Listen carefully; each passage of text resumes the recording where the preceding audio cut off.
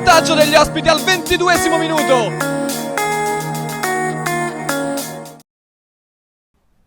Siamo con Ulrico Campagna, mister della Roma Calcio 8 GSA. Mister, una grande vittoria arrivata per 7-1, si può dire soddisfatto? Sì, sì, abbastanza. Abbiamo sofferto, tra virgolette, un po' i primi minuti perché non riusciamo a tenere possesso di palla per poter trovare delle giocate per andare in porta, però una volta sbloccato il risultato abbiamo fatto la gara nostra, insomma. Sì, all'inizio la partita era molto equilibrata con la Zio Mauro Maccarese che comunque dimostrava di potersi rendere pericolosa in contropiede. Poi due lampi di Cichella e Ciccolini, ecco, quanto è importante avere due giocatori così in squadra che possono subito, diciamo, incanalare la gara in un certo modo.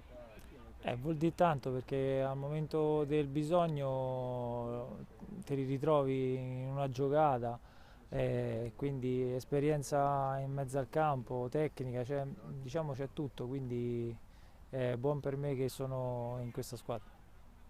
Grazie mister. Prego.